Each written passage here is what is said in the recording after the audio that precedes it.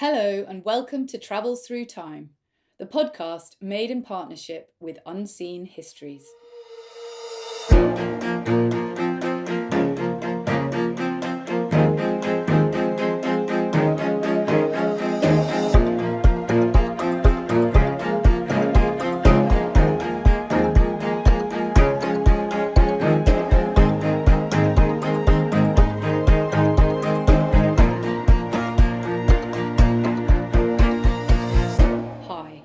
Violet Moller, and in this episode we're off to 16th century Antwerp, the most exciting, scandalous place in all of Europe. This week's destination has been called the most consistently cool city on Earth by the Lonely Planet Guide, and there's no doubt that, in the mid-16th century at least, Antwerp was top of everyone's list. There were many reasons for this, but freedom lay at the heart of them all. As the biggest port in Europe, Antwerp was at the centre of an increasingly global trade network. Its wharves weighed down with cargoes of pepper, silver and cloth. Merchants from Venice, Germany, Portugal and anywhere else you can think of came to trade and to get rich. And there was nowhere better to celebrate your success. Antwerp lies in modern-day Belgium, but in 1549 it was part of the Holy Roman Empire, ruled from Madrid by the devoutly Catholic Habsburg monarchy. It was said you could buy anything in its markets: drugs, guns, art, diamonds. Everything had a price. Our guide on this journey, the award-winning writer Michael Pye, lives just over the border in the Netherlands and has spent years combing the archives and a huge range of other sources to bring us this magnificent book, Antwerp, The Glory Years. So, welcome to the podcast, Michael Pye. It's great to have you on. I've really enjoyed reading your book about Antwerp, and I'm very keen to, I've never been, I'm very, very keen to go and visit. And I know you are speaking to us today from Amsterdam, so I wondered if we could start by talking about your connection with that part of the world. You're English, I believe. Can you tell us how you came to be so connected to the Netherlands, the Low Countries? Well, Amsterdam was my father's favourite city in Europe, and it was mine too, for completely different reasons, I suspect. Yes, mine was to do with the 1960s, his wasn't. And it's always fascinated me because it's the other part of English history in a way. It's all the footnotes and backnotes that you need to understand what's going on with religion in England in the 16th and 17th centuries, what's going on with scholarship and inquiry and wars and battles and everything else. So it's the other part of the story. And what's it like living there? Oh, glorious, actually, I'm afraid. I hate to tell you this. Also, we are not short of petrol. We are not short of anything at the moment. It's a lovely city, Amsterdam, because it has all the good things about a capital. It has the opera, it has the culture, it has the sense of sociability and people coming in from all over the world. But it doesn't have the bad things. It doesn't, for a start, have a government, so that's a great advantage. And it doesn't have the embassies and all of that culture either. So it's a town of what, 800,000 people? It's sort of a slightly inflated Edinburgh with an enormous role in the world, and that's quite something. Yeah, and lots of bicycles, which is also terrifying. Do you ride a bicycle?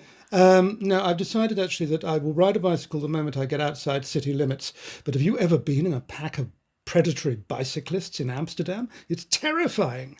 Well, no, but I used to live in Copenhagen, and I rode a bike, and it was absolutely terrifying because I hadn't ridden a bike since I was a child in my garden at home, and then suddenly I was, as you say, on these bike lanes and people go so fast. It was very, very frightening.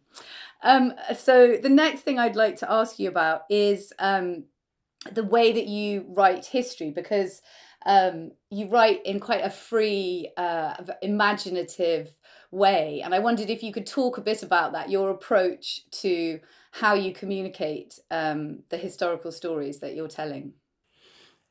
I was trained as a historian to read everything, ideally twice, take a lot of notes and then think about it. And the whole point is to have enough detail, not to have to imagine too much. It's to have enough detail to be able to tell people with the same authority that you would if you had, oh, I don't know, a set of statistics about the price of corn, to be able to talk about people's love lives, people's eating habits, people's way of life in general. In the same way that you could if you had the statistics and those hard facts. And I think once you've got that, then you can get people into the story, you can present it. For example, I mean, every so often you get some wonderful moment, like the moment when a great bell was being cast in the grounds of the cathedral in Antwerp. And there is enough material to know who did what, who complained about what the problems were, what the good things were, and what people got to drink afterwards. You know, you get the whole thing. And if you look closely enough, then there is the material to do that. And how did you do? I mean, it is meticulously researched, and I can't imagine how long it must have taken you. Can you just tell us a bit about the sources that you used and how you found them? Well, I started from a very simple idea, which was that I was a foreigner writing about Antwerp. So I might as well use the testimony of foreigners. And they have huge advantages because if you've got, say, an ambassador from Venice who's reporting back home about how things are in Antwerp, he has to explain things. He will give home the details of what's going on. He will want to describe, just as I want to describe, the city and how it works. So that's wonderful source material. And you find it in all sorts of places. I mean, the Venetian records were very important because Venice and Antwerp were deadly rivals. So Venice wanted to know everything that happened in Antwerp. The Medici records in Florence were extraordinary because Cosimo Medici was a great gossip and really loved the idea that he could find out what was happening with other people in Antwerp, though he was often quite cross about what people were saying about him, but there you are. You can't have it both ways. And there were Protestant divines in Zurich who were in great contact with Antwerp because they thought it was a safe place that people could pass through to some even safer place. All of these things give you it's sort of like trying to build up a stereoscopic view of the city. You're looking at it from enough different angles to give you some confidence that what you're presenting is something like how it was. And isn't it true that the records in Antwerp themselves were destroyed in a fire? It's not true It's not true that all of them were, but towards the end of the period that I'm writing about, the Spanish Fury happened, which was when the Spanish, rather foolishly, having brought in a large number of soldiers to tame Antwerp, forgot to pay them, and after forgetting to pay them, they forgot to feed them. This made the soldiers, quite understandably, rather furious, and unfortunately what they did was to come out and burn the city and drive people to the walls to drown in the moat. Absolute scenes of horror. Now, the point is, at the same time, they burnt the town hall, the newly built town hall, and it means that the records are patchy. They haven't all gone, but there's not enough of them to make generalisations. There's an awful lot we just don't know about how things worked, which we would know if we had ordinary 16th century records from somewhere else. Yeah. But presumably you can look at equivalent towns at that time and get some information that way. That's difficult, because what would be an equivalent town? I don't know. Amsterdam? Well, no, exactly, not Amsterdam, you see. Antwerp had this extraordinary relationship with the Habsburg Empire. The Habsburgs depended on the money they could get from Antwerp to fight their wars and keep themselves in the style to which emperors want to become accustomed. But Antwerp used that license, that need of the Habsburgs, to make possible a city that was full of heretics when the emperor hated heresy, full of foreigners when the emperor had grave doubts about foreigners. All of these things were possible in Antwerp because the empire depended on it. But that means all of its political relationships are completely different from other towns. I mean, there are wonderful stories about some unfortunate commissioner who's sent from the emperor to rout out the new Christians, the Jews, in fact, in Antwerp. And he arrives and it's sort of, no, I don't know, 6:30 in the evening, and he's told that he can't possibly do anything at the moment. And he asks to see the Margrave, the local noble, and the local noble says, well, he's actually got a fever and it wouldn't be very easy to come at the moment. So he agrees to meet up the next morning at 6:00. Nobody turns up at 6:00. People do agree to come at 7, but they're a bit late for that too. When they do arrive at 7, he wants to send the soldiers out to arrest the Novus Christianus, the new Christians. But he's told, no, you can't do it before it's light. People will just be afraid, they'll be alarmed. You can't do this. And so it goes on. And what has happened, of course, in the meantime, is that there's been 18 hours in which everybody who was on the list of suspects has got out of town with the not entirely official connivance of Antwerp itself. So it really was a unique place in this period. It was called the hub of the world. Of course, that means the hub of the world that Western Europe happened to know, but that world was getting wider and wider and wider. I mean, Antwerp was where you brought into Northern Europe the silver from America, the gold from Africa, the spices and the diamonds from India. All of this stuff was coming through Antwerp. Emporium Mundi, not a very exciting thing to call a place, but Emporium Mundi, not quite the department store of the world, but really very nearly. And just tell us briefly about how you structured your book and how you sort of, the period that you cover. Just give us an outline of that. Well, I wanted to work roughly chronologically because that, I think, always helps people. It's always good to know that X happened after Y, and you don't actually have to go back to the index to work out when it happened. But the period was quite simple to work out, actually. If you think, as I do, about the glory years of Antwerp as the years when it had this strange independence in a way, ability, not autonomy, of course, because the empire could, in theory, have crushed it at any time, but it didn't, and it managed wonderful things during that time. So you start really when Antwerp becomes extremely rich, which is when the Portuguese move the spice trade from Bruges to Antwerp. Now, the first ships anchor in Antwerp in about 1502, so we start then. And we go through to 1556, and what happens then? There's an iconoclasm. Very suddenly, very abruptly, very small groups of people arrive in the streets and invade churches, smash the images, smash the altars, break down every sign of Catholicism. And why that matters is that Antwerp had managed to keep religious wars out of the city. And after that, it couldn't, not anymore. Okay, and so your chapters follow this sort of chronological thing, but you focus on different people tell different stories, and we're going to get into more detail about that when we get to our scenes. But before we go to your year, I just wanted to ask you, as someone who hasn't visited Antwerp, what is it like today? Do you have a sense of the Antwerp of the mid-16th century when you visit today? You have to look for the Antwerp of the mid-16th century, because when the Habsburgs took back Antwerp, they also brought back, of course, their culture. So there are wonderful Baroque churches which have nothing to do with the 16th century, and there's Rubens, who has absolutely nothing to do with the 16th century, and all the Bruegels were bought up by Vienna and taken off to be Habsburg property, which is why they're now in Vienna.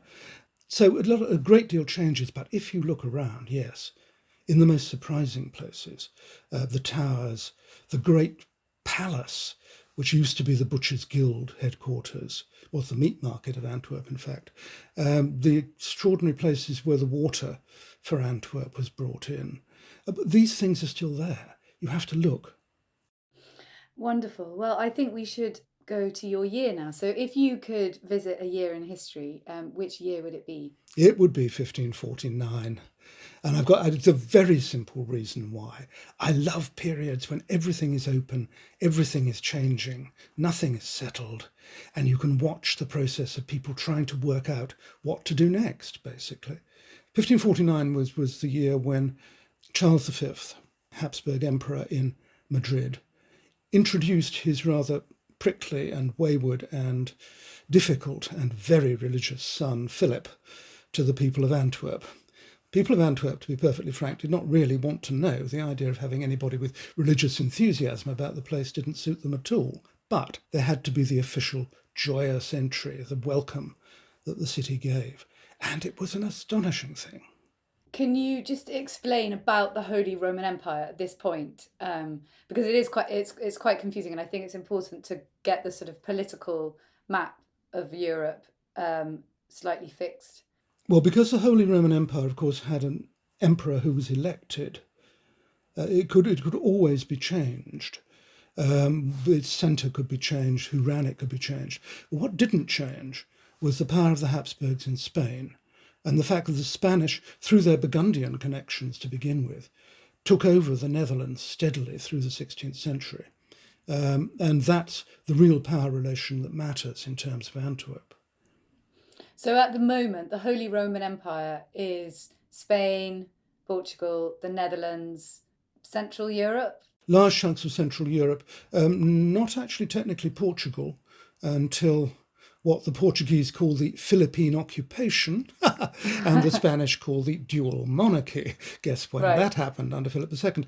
But during this period, no, Portugal is a separate entity. Portugal is a separate monarchy. And was any part of Italy, was Naples part of it at this point? Naples was very much part of it. In fact, Naples was where Charles V got his very expensive money when he couldn't get his slightly cheaper money in Antwerp. And so it's this enormous, sprawling, pan-European entity. Must have been very difficult to manage and to rule. Impossible to manage, but remember that certainly in Central and Eastern Europe, there were electors, the people who had the power to choose the emperor, who had individual princedoms, which they could run as any prince would his local territory. And was that the case with the Margrave of Antwerp? Did they have quite a lot of autonomy, or how did the relationship work at this point? Well, that's an interesting question, and I don't know that actually, even after doing all this work on Antwerp, I can really answer it. The Margrave seems to have had a policy of stepping aside slightly and allowing Antwerp to get on with it, which may well mean, of course, that allowing Antwerp to get on with it was his policy from the beginning. I mean, you see this when the empire says, oh, this is scandalous. Bibles are being printed and published in English. We must prosecute, we must hang the people who are doing this. And Antwerp says, well, maybe not. It's quite a useful business, and we don't really have to hang and burn people, do we? I mean, we could banish them, send them away for a year or so. And there's always been this resistance to the strong ideas coming from Madrid, and a really, in a way, a very brave resistance. And to what extent that is to do with the city and how it worked, and to what extent it's to do with the Margrave's influence, I don't think I can answer you, I'm sorry. No. But there is this very interesting relationship, which you see again and again throughout history, between cities where there is a degree of toleration to all faiths and nationalities and cultural success, if you can call it that, isn't there? Absolutely, absolutely. Sometimes it works at a kind of really brute level. Antwerp just had a very efficient art market. Antwerp had production lines for turning out pictures. You could order them with a bit of variation. You know, did you want an upright one, or do you want portrait or landscape?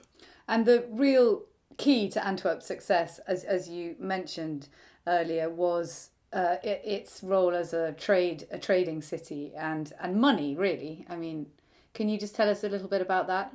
Well, first, I don't think it's as narrow as perhaps nowadays we would think.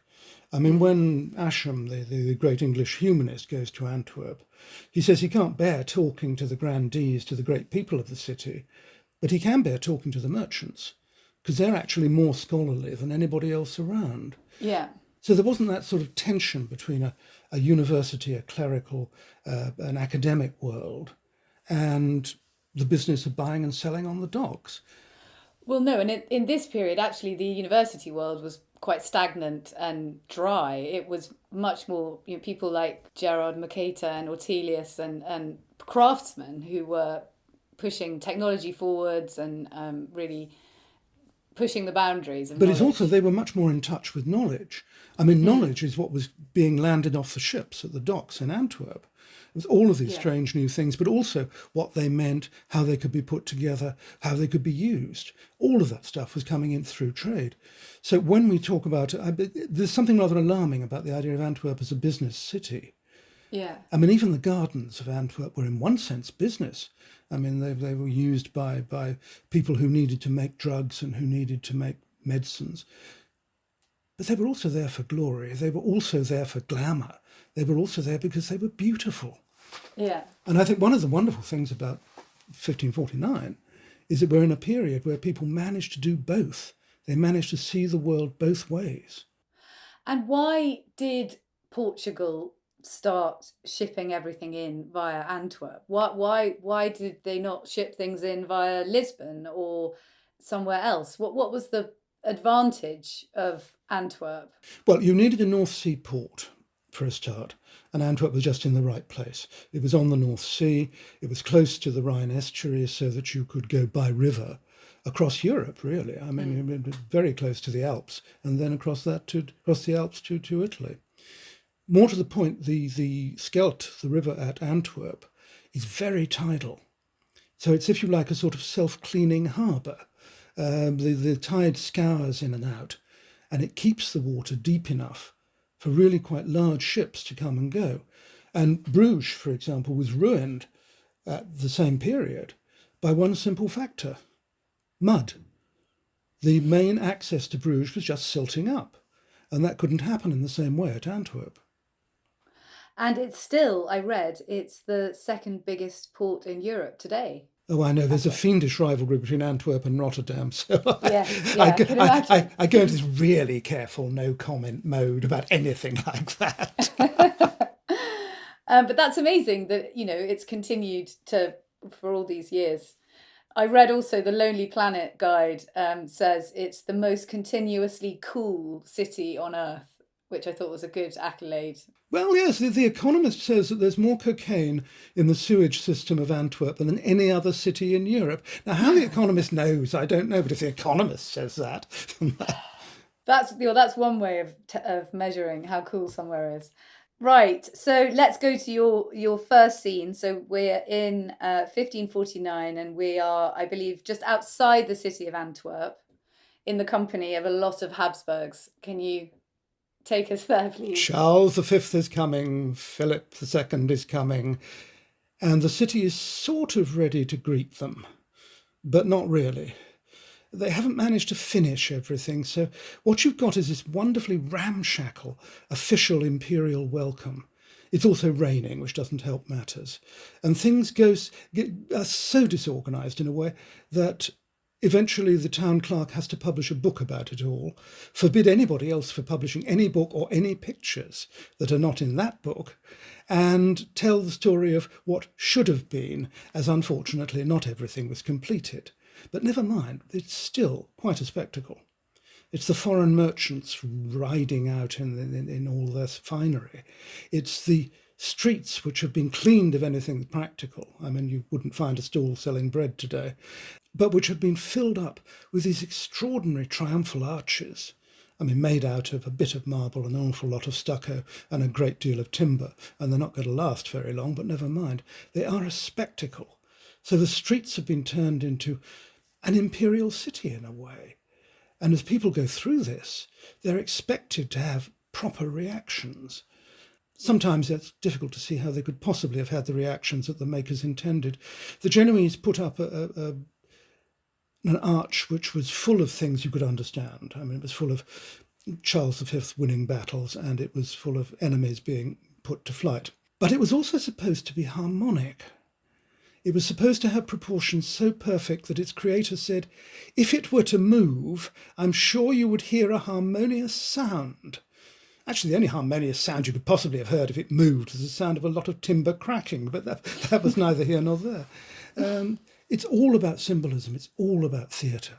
All of those things that the Habsburgs always loved. And it's Antwerp trying to say, we can play your game, and this is who we are. It gets so bad that actually, at the time, the Antwerp town hall was really not very much. The one that burnt later was a later town hall. So they decided they had to do something about having an official place to greet the emperor and his son. So they built one. They built this gigantic wooden, almost like a stage set, of a town hall with the right terraces, with the right balconies, with places for people to salute people from. And the important thing was, as everybody noticed, it was bigger than anything in Venice, which is what they really cared about. And so Charles and Philip would have progressed in through the gates of the city and then progressed around and sort of perhaps stopped at various points at these displays. Is that how it worked? Exactly. And then eventually they went into the middle of town and they had jousts and fights and banquets and feasts and fireworks. And that's where it gets really interesting, because there's all of this sort of civic display which you would have thought that the people of Antwerp might have understood. But perhaps they didn't understand it so well. There was in the square, for the delight of the emperor, a set of statues. Adam, Eve, snake, trees. The statues had all been stuffed with gunpowder, so that when you to have a firework display of sorts, so that when you sort of they appear to have set fire to Eve's feet, which seems a rather strange thing, but there you are. Anyway, as the flames trickled up, so the gunpowder caught, and there were explosions and bursts of coloured flame and all the rest of it. The grandees sat on their balcony and thought, what a beautiful display. Everybody else panicked. They thought that the sound of the fireworks sounded like arquebuses going off.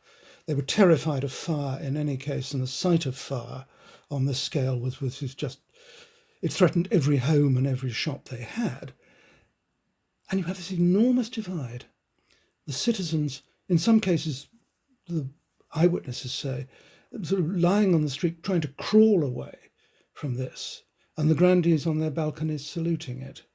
You get the feeling this can't last very long. And do you think that reveals a level of paranoia among the populace with relation to the Habsburgs and no, I think it reveals not paranoia, but very reasonable fear of fire. I mean, even the what's now the cathedral had burnt down at one point in this period, and paranoia about plague and paranoia about everything about where they were, and the sound of what sounded like gunfire was absolutely terrifying. It meant somebody, perhaps, was on the way to the walls again, and somebody was going to besiege the city. Somebody was going to blockade the river, perhaps. All of the things that would kill the city. I mean, that's one of the really striking things about this period, and I've have done other podcasts which have focused on this, the paradoxical balance between these great cities and, you know, similar situation in at this period in Rome and in Florence, you know, these incredible cities, beautiful buildings, people living lives of enormous luxury and sophistication and culture flourishing, you know, in really astounding ways. But then at the same time, the possibility that, as what happened in 1576 in Antwerp, that the city can be attacked, everyone can be killed, burnt to the ground, the sort of violence that's always there underneath, it's sort of possible. I think that's very difficult for us today in our much more stable modern world to appreciate. I think too people don't notice how much violence was a part of doing business. It's quite extraordinary the number of assaults you get where people are cut up on the streets for not having done a deal the right way, or where people go after their great rivals and threaten them. Sometimes, in the case of my arch villain, a man who's called Gasparducci, but I prefer the English version of his name, which is Douch, which seems to me to sum him up very well. Douch maintained 20 Italian thugs to go around and threaten people, threatened even city officials on the steps of churches, and tried to murder his nephew by marriage, who was the town's other great financial power, on the steps of the Bourse at the exchange itself. I mean, violence was always there. You can tell it by the regulations that are constantly being passed. No, you can't have a knife. No, you can't have a sword. Yeah. Don't do this, you know. Well, they're telling that for a reason. Well, I know that later on we're going to be talking a bit more about the violence, but before we do, we're going to go to scene 2, which is a man called Jacob Bink, who's Swedish, I believe, and he is enjoying life in Antwerp very much. Can you tell us a bit about his experience? Yes. He's enjoying Antwerp so much that we know about it because he keeps writing letters home to his boss, the King of Sweden, saying that he can't quite get home now. He will try to, but at the moment he's just making lists of really wonderful things that he's perfectly sure will be very useful to the king. And what he was listing was the pleasure houses outside the city, these extraordinary places. There was no room inside Antwerp, really, to be totally grand. So you needed to go just a little outside, where you could have gardens and you could hang your Bibles on the wall, and where you could have your collections, where everything could be on display. He's obviously been there. He's been around the artist studios, and he's noticed the fact that art is really being mass-produced in Antwerp. It's extraordinary. I mean, even rather fine art. And it's everything from, you could order your Weeping Widow and Weeping Children for the side of your tomb in marble from Antwerp, and it would be delivered to the church where it was going to be installed in England, rather like IKEA, sometimes with instructions and sometimes not. What you did when you didn't get instructions, I don't know. People would come to Antwerp to buy the pillars for a country house, for example. Yes, didn't William Cecil? Exactly. And also when the London Royal Exchange was being built and needed a statue of Queen Elizabeth, guess where they shopped for one? So it was this extraordinary place. It was a marketplace for art. There were dealers already. There were people selling ready-made art. Art had stopped being a service, something that you asked somebody to do for you, and had become a product that you could buy. So were there big workshops producing, copying paintings and that kind of thing? Well, yes, I mean, workshops could produce many copies of the same image. Many, actually. I mean, some of the images are absolutely hideous, borderline obscene. There's a terrible image of two very fleshy cherubim kissing each other, which is supposed to be Christ and St. John the Baptist, which was mass-produced from one studio. And you have to imagine the artist, as it were, as we think of them today, the great figure of the artist. Oh, forget it. This is the managing director of a factory. I mean, he's producing it along the way. He may put in a brushstroke or six at the very end, but not until then. And also, there were specialities. There were people who did flowers. There were people who did sea scenes. There were people who did street scenes. And you went and you painted your basic image, and you then had the canvas or the wood taken across the street to your friend who did the other kind of scene, and he would fill it in. And in this way, bit by bit, pictures got assembled. Goodness me, I did not know that. So you'd have a painting and it was painted by maybe 5 different people. Oh, absolutely. Different elements. Absolutely. I mean, authorship is really, really difficult to talk about. Sometimes there are people who sign pictures, but that's a new thing. And tell us a bit more about Jakob.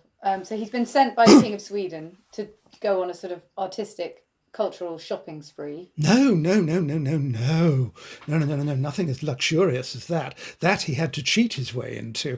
No, he'd been sent to sort of kick a local sculptor, Cornelius Floris, into finishing the tomb that he'd promised for a Grand Duchess. And Cornelius Floris was not rushing to do this, unfortunately. In fact, it was about the same time that he was saying that really he couldn't just go on employing Flemish craftsmen. He was going to have to bring in foreign craftsmen, otherwise no tombs were going to get finished. Anyway, that was his mission. Very boring mission. I mean, what can you do? You can go and shout at Floris once, and that's about it, really, after which I suppose you could stand over his shoulder and count the chisel movements and see how he's getting on. So Bink uses his time much more sensibly. He uses it to see what riches are around him. And he sees this sort of machine producing extraordinary art. He sees these ideas about art. And he sees, I suppose, the adaptability of Antwerp artists. I mean, you have people who could paint in a German style or an Italian style, and who could actually do so at the will of their clients. So you could just order a German style hunting scene. Oh, absolutely. And the Genoese did this all the time. And was this quite a new thing in art? Yes, because it's not art as a service, again. It's not something where you have an artist who is part of the court. It's an artist who is an independent operator and who will do what he thinks you want. Not always right, I have to say. Occasionally people would leave out members of the family or get the coat of arms wrong, but that... Wonderful. So that shows us another side of this fascinating city. Hello there, it's Peter here. Every week we encourage you to have a look at colourgraph.co, which is a website operated by our friend Jordan Lloyd, the astonishingly talented visual historian. There you can see galleries of Jordan's colorization work from the US Capitol building in 1846 to the Beatles in 1963, which have appeared on the front covers of magazines all around the world. Do check it out. Well, today I've something more to tell you as well. Jordan and the others at Colourgraph have been working on a new visual history project called Unseen Histories. This new website is his new platform for showcasing beautifully presented, fascinating stories from the past. And we'll have much, much more to tell you about the pieces on Unseen Histories in the weeks to come. It's a project that has been long in the making, and it will be really, really worth the wait. And now I think we should go to your final scene, where we're going to meet a very, how can we put it, compelling character called Turkey. Yes, absolutely. Yes. Is that how you pronounce his name? Tell us about him. He's part of a typical Antwerp process. All of these trading houses needed to have young people who could be sent up to Antwerp to do the work and to report back. So if you had a trading house in somewhere like Lucca, for example, in Italy, you would send bright young people up to Antwerp to do the work day by day. Sometimes the bright young people were not that bright, although they had other talents. Turkey is a scandal. Turkey is gossip that eventually made its way all the way across Europe because people wanted gossip from Antwerp. And the Turkey story is phenomenal. It begins with an illicit affair, of course, what else could start it? And it ends with Turkey being executed on the main square of Antwerp in the horrible chair, like a torture instrument, that he devised for committing a murder. It's a wonderful story. I mean, it's tabloid front page all the way through. And merchants from Antwerp, we know, would travel with it and tell it at dinner parties. So that's how we know the story in such detail. We know it from somebody who heard the story and who wrote it down. Turkey was a failure. He came up to do bright, clever things, but he didn't manage to do them.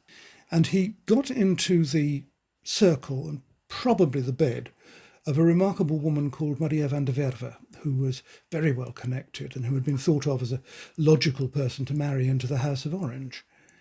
She was so well thought of that she insisted on every suitor giving her a portrait of himself, and she had a gallery of 40 of them in her house.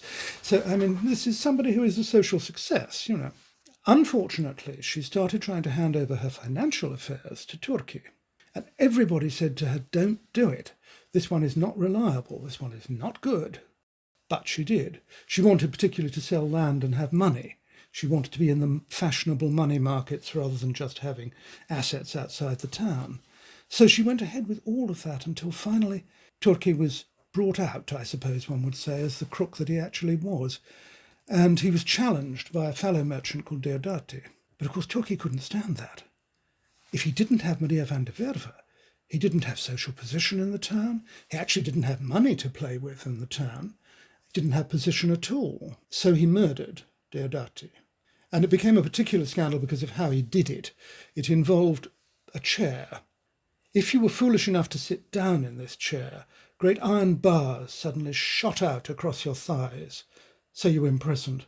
You couldn't move. That was the point at which Turkey and his servants took a dagger or two to the unfortunate Deodati. And of course the scandal goes, as I say, across all of Europe. And sorry, he actually invented this chair for that's an interesting point. The more the story was told, the more he was this really wicked, diabolical inventor. The other possibility is that he borrowed it from a cousin of his, and we don't like to think about what the cousin was using it for. No. So he murders Deodati, and then what happens? And then he's on the run. He is a merchant on the run. And he finally is brought in and told that he will be, as usual, tortured, because that was usual when there was a charge of murder. And he confesses the full story and is eventually executed. But listen to what the story is really about. It's about failing in a town which is all about action and deals and success. He was failing. He couldn't bear it. He was dependent. He couldn't bear it. And he eventually goes to these extraordinary extremes. And do we get any sense of was he very charming? How did he manage to get in the position of advising this woman in the first place? Well, he must have been very charming, certainly, and he must have been plausible, because he got access to her house and her circle, and that took some doing. No, I mean, he was like a number of the other Italian merchants. I mean, these were people with money, people with grace, people with an eye for pictures, people who had a sense of culture, people you might very well want to have to dinner. Just it would be very silly to take them to bed. Yeah. And just talk to us a bit about the role, the position of women, and because they had quite a lot of freedom, didn't they, comparatively speaking? Oh, they had a huge amount of freedom, comparatively speaking. Yeah. Well, there's one way to sum it up. Guicciardini, the merchant who wrote about the Low Countries at great length, said that the men were always so drunk in Antwerp that it was left to the women to do business. He then said in the next sentence, but the women are drunk quite often too. So that wasn't quite such a claim on virtue as it seems. The difference between society in Flanders and society in Italy was that people married much later. They were not under pressure to get all the dynastic things and the dowry things sorted out at the age of 16 or 17. And the result was that both men and women had periods in their lives when they could do what they wanted to do. They could go abroad, they could choose a profession, they could choose an occupation. All of these things were possible. And it meant that when marriage happened, women didn't give up quite as much of their independence as was usual everywhere else, because they tasted it and they knew what they could do with it. So in law, a woman could be a business person in her own right, all of the things involved, getting money, doing deals, as long as she was not actually operating in the same business as her husband, which I presume would just have confused everything. A lot of sort of ability to do independent things. You look around Antwerp, I mean, there are women in marine insurance. Wait a minute, I don't think that happened in many other places. There's a wonderful, wonderful, breathtaking self-portrait by Kathleen van Hermessen, which is, as far as I know, the first self-portrait of an artist at work. And she sits there painting with a curiously defiant look in her eyes. And it's not quite surprising. She shouldn't have been painting. She couldn't be admitted to the St. Luke's Guild, which is what you had to be in order to be a professional painter, because she was a woman. And what did she do? She painted. She got on with it. She eventually got commissioned by the court in Mechelen to go and paint portraits of women. So there's a whole gallery of the faces of women that we might not have known very much about otherwise. But I could go on. I mean, there are women surgeons, there's a woman poet at a time when, if she'd actually gone to any of the literary societies, the Chambers of Rhetoric, she couldn't have published under her own name because it was a woman's name. But she still published. And did that continue after the Spanish, reasserted their power, or however you would put it? Oh, very much no. No. And also, actually, you see it in the language books, because one of the things that you're taught to ask if you pass an attractive woman in the streets is, hath she a good dowry? So you can tell that the old marriage market ideas are coming straight back.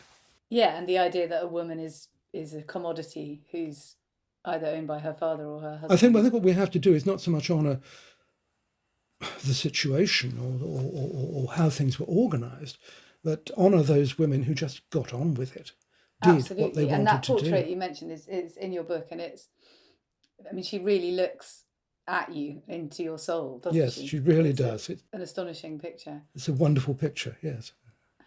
And why do you think, I don't know, what do you think it was about Antwerp that meant that women had more freedom? I mean, it was obviously part of a wider thing of just general more freedom for everybody. Do you think there was something peculiar about that, particular about that, or is it difficult to put your finger on? Well, there are a dozen answers to that, really. I mean, one is that, of course, this is a town where the men are very often going away on trading missions or whatever. They go away with ships, leaving the women to actually run the business. And over time, that means control. Second thing is that because so many people were coming through, there were these extraordinary examples. I mean, there is one woman, generally known as Donna Gracia, who is, I think, the star of the book, who was the head of the largest merchant banking operation in Europe, who was a woman who was sent to get money back from the King of France when he was being slow paying his debts. And she is an absolutely extraordinary figure. How does she get there? Well, she gets there, I suppose you could say, by traditional means. Her husband left her his half of the estate when he died, of the company, the House of Mendes. But then when his brother died, he too left his half to Donna Gracia. So she was chosen by the family people who knew her best as the best person to run this gigantic operation, which was lending money to emperors and running the spice trade in Antwerp and extraordinary things. Presumably she was either Spanish or Portuguese by her name. Well, she was Portuguese. Well, yeah, interesting question. I mean, she was Spanish family by origin, but she was belonged to one of those Jewish families which had moved across to Portugal thinking they'd be safe and weren't. So I suppose you call her Portuguese. Mm. So interesting. Well, I think the time has come for me to ask you the final question, which is if you could have taken something from Antwerp in 1549 and brought it back to the present day with you, what would it be? I want to bring back a baboon. I think it's a brilliant answer, and I want you to expand on it and explain, and then tell us what you were going to do with the baboon in your house in Amsterdam. Yeah, well, let's get to that later. I haven't quite thought that out. People had pet baboons. Can you imagine that? I mean, They're terrifying baboons, aren't they? Yes, Dürer had a pet baboon. I mean, first of all, they have enormous teeth. Secondly, they're very, very, very aggressive. And thirdly, they're herd animals. The last thing that a baboon wants to be is the only baboon in the house. It presumably, over time, will try to kill everything else because there are no baboons left to fight. I just think there's an awful lot of this sort of keeping exotic animals in strange corners, and it would be very nice to liberate at least one. I like that. And do you know of any particular baboons that were being kept in Antwerp at this time? Or are you just... Well, no, I would go back to Dürer's baboon.